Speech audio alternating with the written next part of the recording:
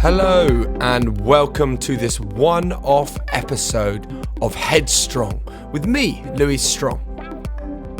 Headstrong is a podcast where I sit down with a number of individuals in the public eye to talk to them about their lives and their careers.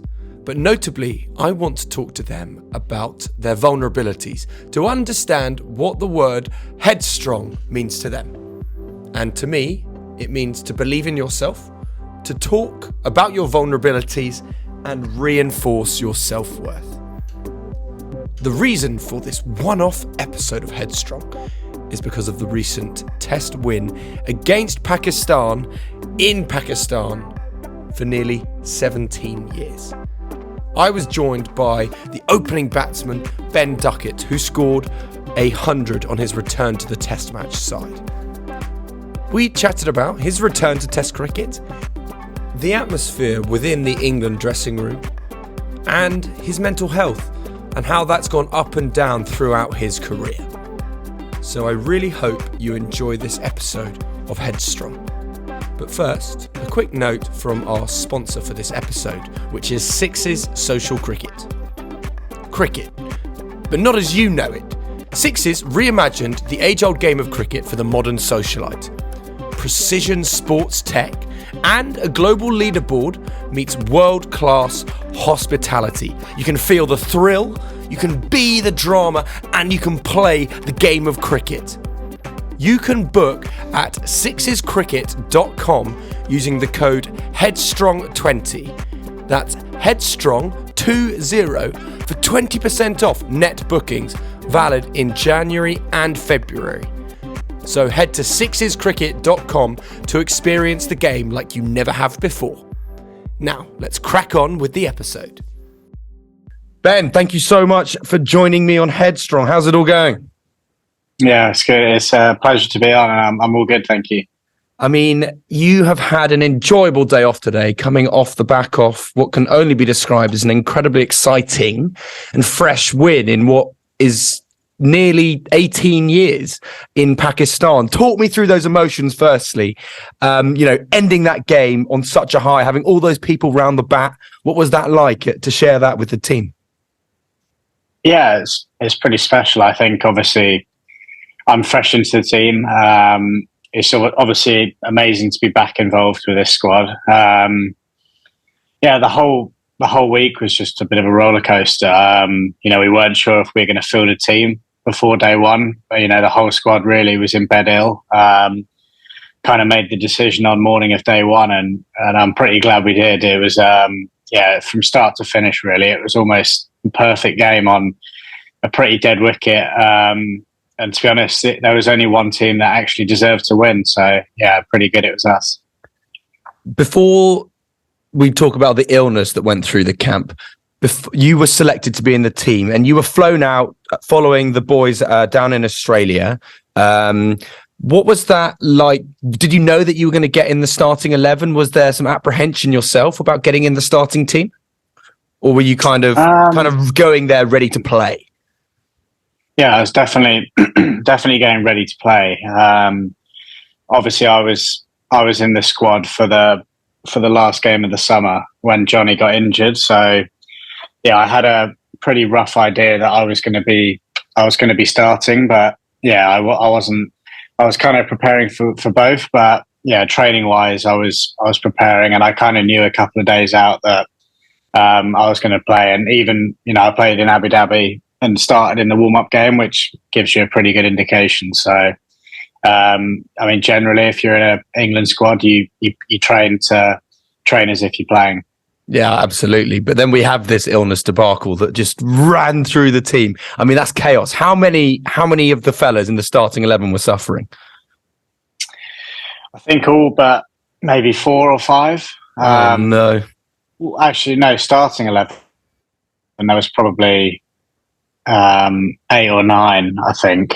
Well, obviously Jaxie then came in because he was right, but yeah, I mean we were still ill day one. It was we kind of made a decision that we were gonna get out there and play, and thankfully we won the toss and batted. But I was nowhere for most of my innings. I was kind of trying to save all my energy towards, each ball I faced. It's not a bad day one if you're suffering ill and turning up. Yeah, but, obviously rather have been fully fresh and gone on. And, I was very disappointed. That should have been a big 100. So obviously I was over the moon to score 3 figures. But, I'm pretty disappointed I didn't go on and get a big score. Despite the pitch kind of conversations and surrounding that, regardless of what the pitch was like, there was a result, and that's what's incredible. And that comes from the mentality, I have no doubt. But from you personally, going into this, were you feeling on good form? Because you've just been out in Pakistan as well for the T20 series beforehand, which must have put you in a good place. Yeah, it's generally my game. It's probably the best I've felt ever in my life.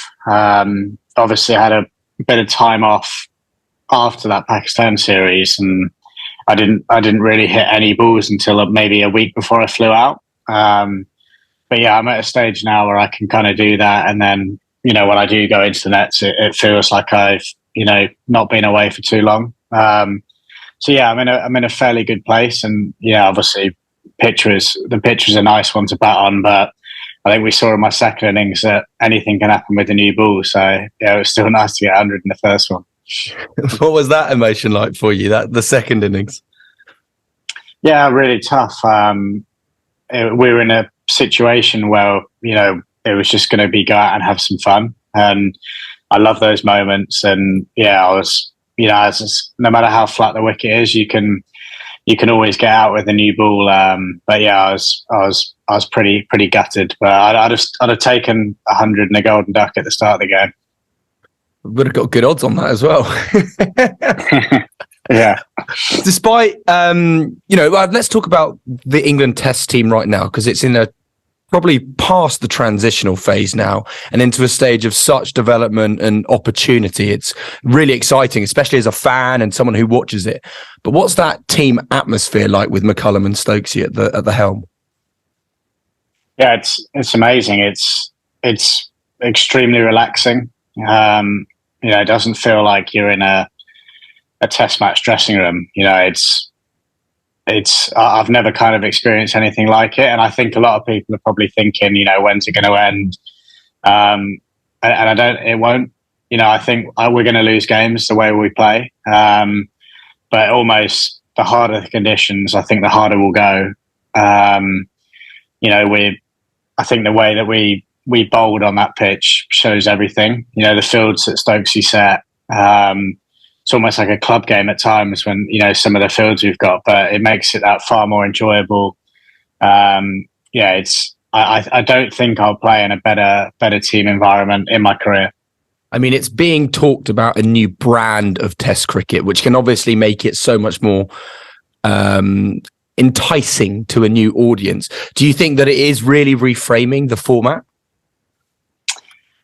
I think those kind of things are down to what people think. Honestly, it's just the most simple game plan that we have as a team, and that's all it is. There's no like pre-planning or we're going to do this, we're going to do that. It's generally just go out there and enjoy yourself.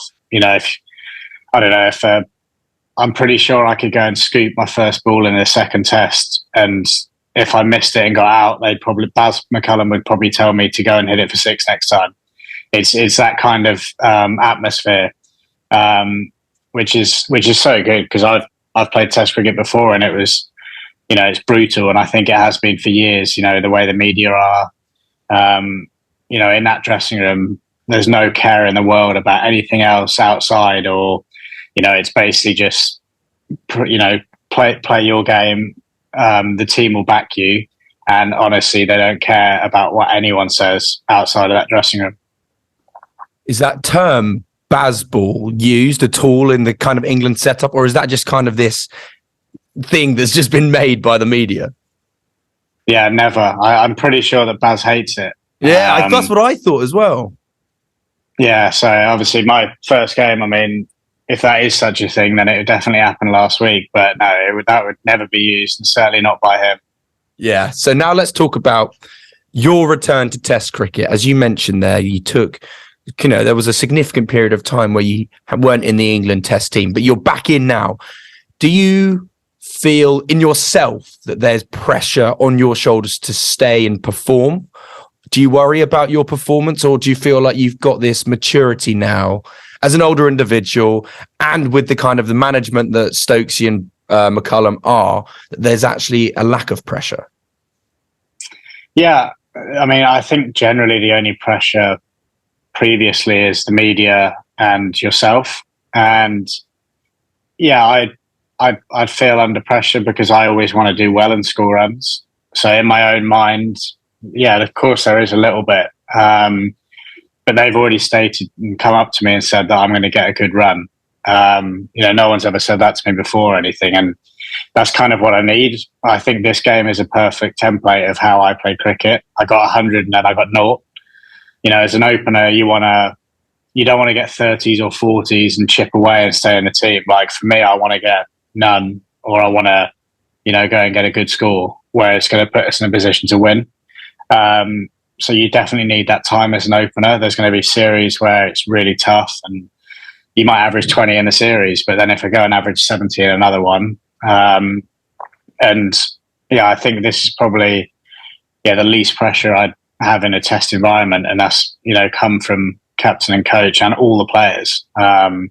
There's certainly no pressure from anyone else. So the only pressure I probably will find is in myself, and that's trying to score runs. But I'm just trying to enjoy it, and take all that pressure off myself. And obviously scoring runs in the first game, in a small series, kind of takes all the pressure off the rest of the series. I've come here, got 100.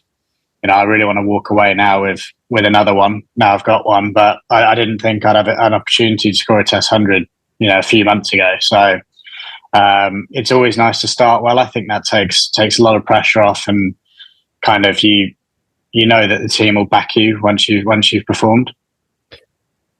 Did you overthink that return to Test cricket? Because you're thinking about a couple of months ago going, well, this might not have even been an option. And then after your first test, you've turned up and you had this enormous gap. You were performing still in franchise cricket around the world in the county setup.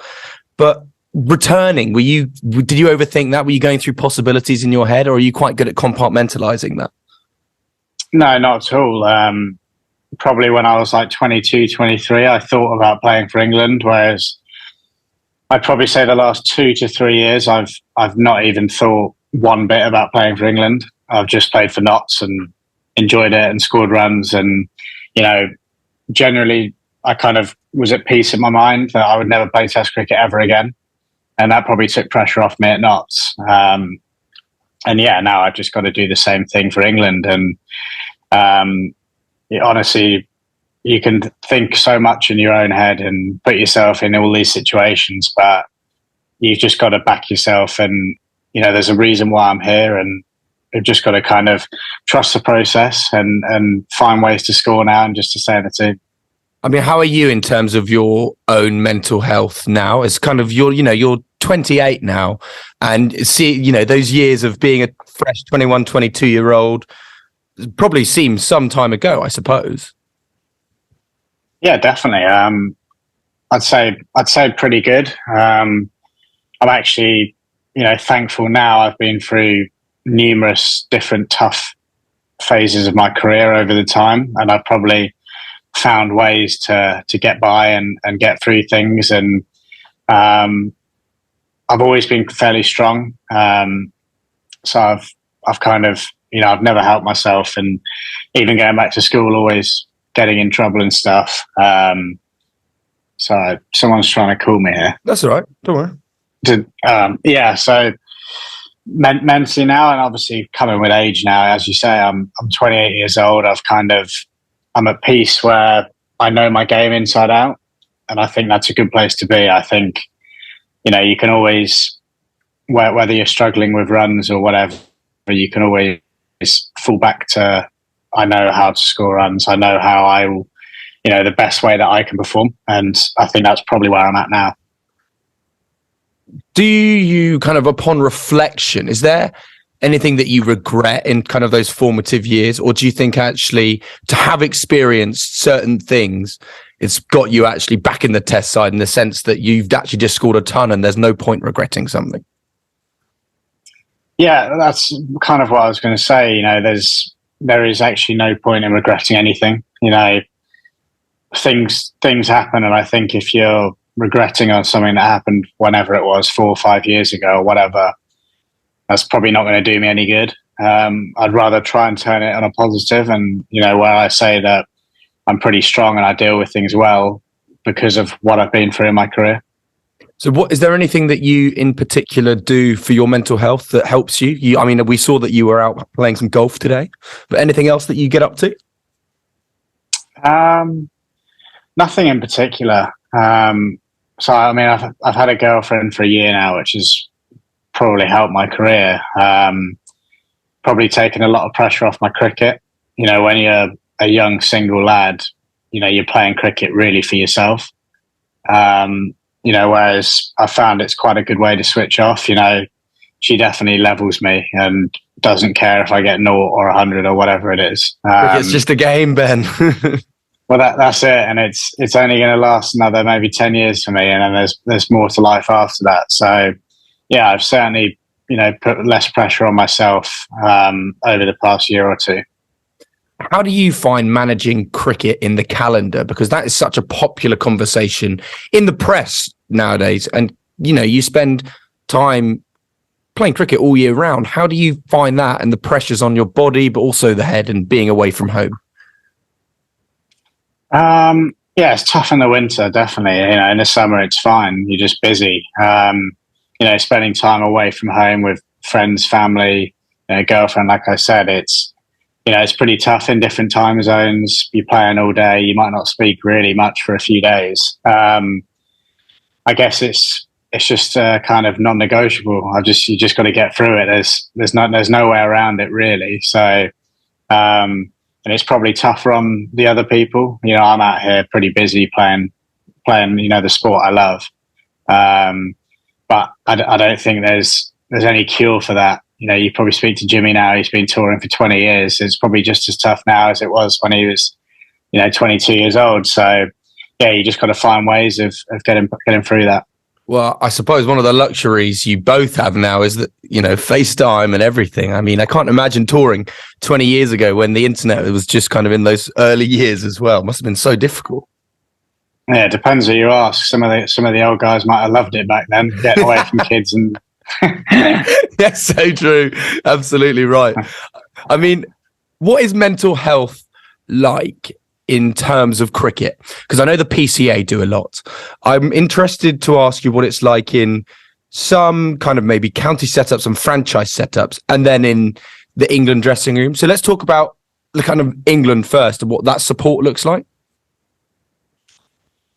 Yeah, I mean, I'd say I'd just go by this group. It's a very close group over here. I'm fresh into it, and there's so much support around you. We've got a youngish coaching group who have spent time away from family and stuff, and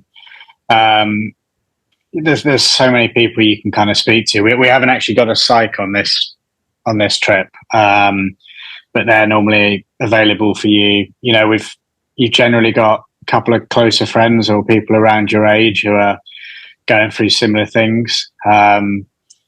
So yeah, there's numerous people you can speak to.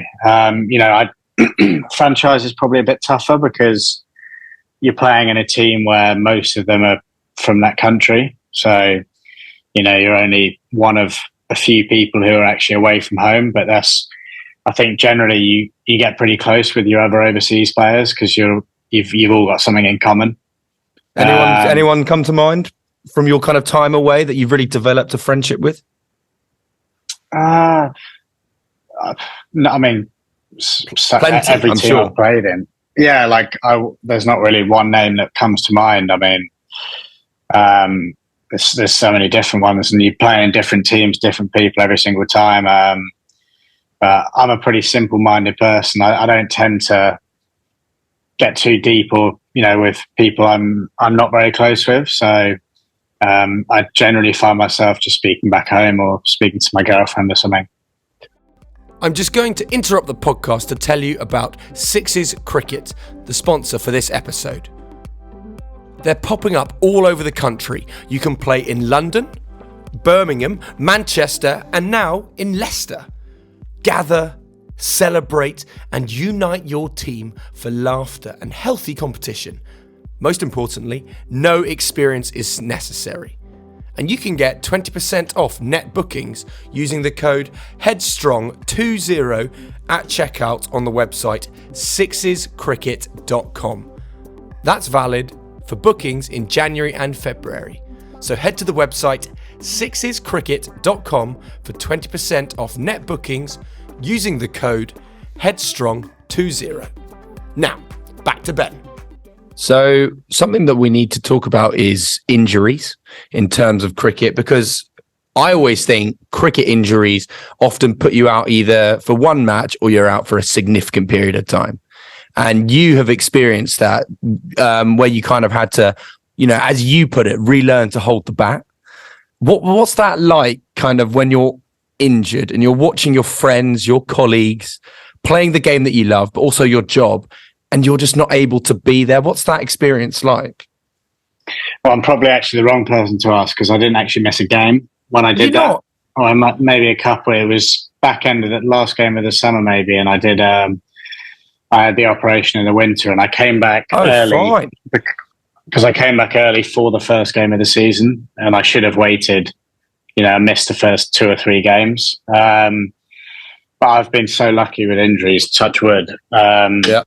And generally, I dislocated my thumb last year, but didn't miss any games. I can only imagine what it is like and how tough it is. I mean, with the schedule being so busy, at times, a break might be a good thing, strangely. But I mean, if you were talking about, a county cricketer who, only plays 6 months a year and kind of works in the winter and then gets injured and misses the whole summer, I can only imagine, how tough that would be. As I said, thankfully, I've not missed too many chunks of games. So let's look at your getting into cricket then, because I know that you were at Stowe, but where did cricket fit in? Was it something that your family's always done? Is this kind of always been a part of what you remember in your childhood? Yeah, my dad's cricket mad, and he played a bit in his time, and I just was really all sports growing up: football, rugby, hockey. Cricket was just probably the one I was best at. From probably the age of 5, I was in the living room. My dad's throwing me a tennis ball and I was hitting it. So it's just a sport I kind of loved playing and grew up watching. And as I say, especially with my height, it was probably the only one I could go into. I mean, you seem like a good scrum half. Could have been a scrum half. Yeah, I always wanted to play fly half though. Of course. No, but what was that? What did it look like getting into the professional setup? Because I know there's various different routes, particularly if you're from in the north or in a certain city, you can go into different avenues. But what was your avenue into getting that first professional contract? Yeah, it was a pretty smooth. I played a few second team games from maybe 15 years old. And then I made my debut at 17. I was at lower six at school. And that was when I signed my first contract. So, thankfully for me, it was a pretty easy and smooth. I know a lot of players who had to work hard and didn't get to go till they're 21, 22. But that's where I was so thankful. I was at kind of a smaller county as in Northants, and there were so many opportunities to play. And I kind of broke in, and I didn't even have to perform overly well to keep my spot, just because we weren't the strongest side. I kind of broke in from maybe 18 or so and kind of played most games since then. Do you think that cricket just took the priority at school in terms of over the education side of things? Yeah, I mean, I'll use cricket as an excuse, but who knows if I wasn't, going to be a sportsman, I might have knuckled down a bit harder. But I don't know. I kind of knew that. I don't think you ever know how good you are, but I kind of knew that I'd probably be all right, and I'd play a bit. And I think, playing my first game in lower six, my upper six was a disgrace. I didn't do too much work. I had quite a lot of skiving. Yeah, well, I only did 2 A levels, so I had so much time off anyway, and I was 1-to-1 with my coach at school, and I was as you said, Stowe boarding school. I had a great time, and I think teachers had kind of given up on me by upper six. They kind of understood that I was going to be playing cricket. So, have you got any good stories? Go on, it's got to be something. Probably, I have hundreds of stories, but I was always in trouble at school. Like, teachers kind of liked me, but I was always making mistakes, and I got suspended 2 or 3 times, and I definitely had my fun. I think all the best have been suspended. We're all guilty of that. That's it. You don't have fun if you don't. It's the part of the learning process, as you've learned in your career as well. It's essential. Yeah, that's it. That's it. What about talking about kind of then maybe a learning process? Did you remember any particular initiations joining any teams? Is there anything that comes to mind? Or is that kind of the unwritten code to not talk about it? No. I've only had 2 real teams. I did initiation when I was young at No Offence. I sung "Call Me Maybe" in Barbados. I was so nervous then. Yeah, I was. That's probably the most nervous I've ever been, because I was only 18. Yeah, I was shitting my pants then. and then Notts was the same. You had to do like an act, and me and Joe Clark, we sang "Goodbye My Lover" by James Blunt, but we changed the whole words. So we kind of made it about us and about Notts, and actually it went down really well. And I think we did it at the end of the night because Chris Nash was in charge and he knew it was going to be good. So by then we were pretty drunk, so it took all the nerves off. That's absolutely quality. Yeah, great. That get you on Britain's Got Talent. Yeah, I'm not sure about that, but I think drunk everyone seemed to. It was all right. Yeah, absolutely. Well, how have you, if you don't mind me asking, how do you find that relationship with alcohol when it comes to like downtime? Because I imagine when you're playing, it's so difficult to, you want to stay focused, and that's essential. But then when you do have downtime, you want to let off some steam. And probably when you were younger, more so than now, I imagine, that was probably quite difficult to find the balance. Yeah, I got the balance horribly wrong. When I was at Northants and I was a young lad and like career was going well, my mates were at uni, I was going out far too much. I was kind of a uni student and playing cricket, and thankfully it was going well. So, but yeah, cricket's quite a good sport in that sense that you can still have a good time. You can have a few beers.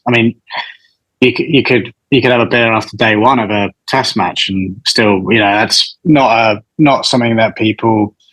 I'm sure Baz McCullum and Stokes here let me have a couple of pints after getting some runs on day one. But yeah, it's just, I think you get to an age, and some people get to it quicker than I did. It probably took me till when COVID happened, but knowing a time and a place, and if I'm gonna have however many beers on the weekend, I'm going to go for a run in the week or something. And yeah, as a young lad and at Northants, I got that horribly wrong. I just played cricket and got on the lash with my mates and had a great time. And we spoke about regrets, and I kind of don't regret it.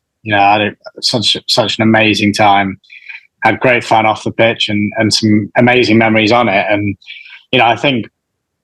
I think some of the best memories you'll have throughout your whole career won't actually be on the pitch. It'll be in the pub that night after, or, a pub crawl with the lads at the end of the season, or whatever it might be. They're where actually the great memories come from. I think that's exactly right. One of my favourite moments of watching England cricket is actually when I woke up to the news of when the security were kicking some of the boys out at like 6 a.m. of the hotel lobby because it was just like, what are you doing? And that's just, I imagine that's just like a great experience, sharing that with the Oppo, and you're just still just having an epic time. Or when you see Leachy like reenacting that single on the pitch, it's just class. Those are the moments.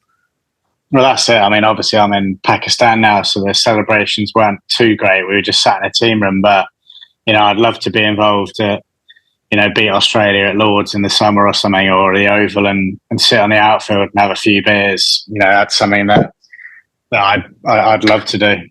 So, talking of that, are the Ashes a big goal of yours for 2023?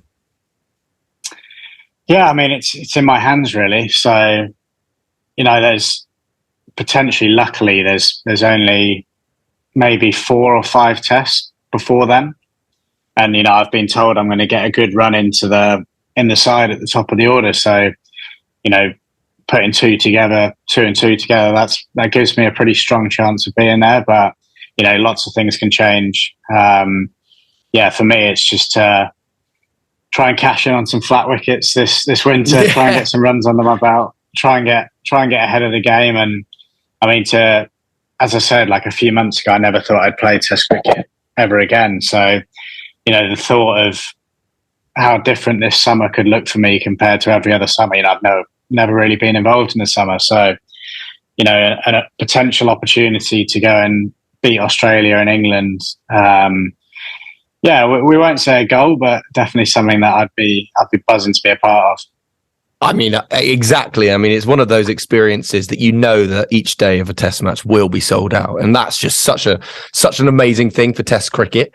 But also, it's just one of those fiercest rivalries with Australia and England.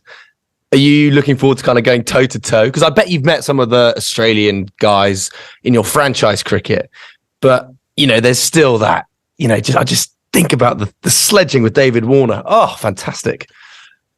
Yeah, I mean, I don't think I'll be sledging, that's for sure. Not with that bowling attack, anyway. But yeah, I don't know many of the test team, actually. The Australian, probably know maybe 1 or 2. But yeah, I mean, you kind of, as a player, you don't really think about that all that too much. It'd just be incredible to go and play against them. And also, if I was to perform or get a few runs in that series, there's no better bowling attack to do it to. So I'm so up for that. And, the way that this team play, they've never played an Ashes series under this leadership or how this team plays cricket. And it'll be interesting to see, because they are such a good attack. But, when you've got a bit more freedom behind you, it does make things a little bit easier. As an opening batsman then, who is that number 1 bowler in the world for you then to open a test match bowling attack? Who do you think that is at the moment? Well, and he can be English. Right. What, is it any bowler? Any bowler in the world. Who would you go? Obviously, you'll enjoy the challenge of facing them, but who do you think is that best bowler in the world at the moment for Test cricket? Probably Pat Cummins. Yeah, I think he'd be tough. So yeah, I mean that whole attack. I've heard Josh Hazlewood's ridiculous to left-handers, so that's always good. I might have to turn around and bat right-handed against him. Easy enough. But yeah, I mean, obviously they've got a gun off spinner, Nathan Lyon. I've faced him a few times. I mean, that whole attack you won't come up with against much tougher, I think, ever in cricket than those guys. Well, it's going to be super exciting. I wish you all the very best for the rest of the Pakistan series and some big runs. But my final question that I ask every guest is, what does the word headstrong mean to you? Oh, wow. It's a good question. I think it probably can mean numerous different things or different things to people. But I guess if I related it to myself, it would be, not letting kind of outside noise get involved in myself, just in the way in the game that I play. You know, someone who's headstrong, I think, is someone who can put all that to the back of their mind and, you know, go out there and play the game as if it was just another game, which there's probably not many people who can do that all the time, if any. Which is why in this sport it's extremely tough to do. But yeah, I think someone who kind of knows in their own head what gets the best out of them, and yeah, more importantly, doesn't let noise from the outside, you know, affect them. Good answer, absolutely. Yeah, as I say, best of luck, Ben. Thank you so much for joining me today. I really appreciate it, and we're excited for the next test. It's my pleasure, mate. It was nice to speak to you. And that concludes this episode of Headstrong. I'd like to say a huge thank you to Ben for joining me on the podcast, and also to Sixes Cricket for sponsoring the episode. Sixes have cricket, but not as we know it. They've reimagined the age-old game of cricket for the modern socialite. It's precision sports tech and a global leaderboard, meeting world-class hospitality so you can gather, celebrate and unite your team for laughter and healthy competition. And you can get 20% off net bookings valid in January and February by using the code Headstrong20 on their website, Sixes Cricket. That's Headstrong20 at sixescricket.com for 20% off net bookings valid in January and February. So I really hope you enjoyed this episode of Headstrong, and best of luck to the England team for the next 2 tests in Pakistan.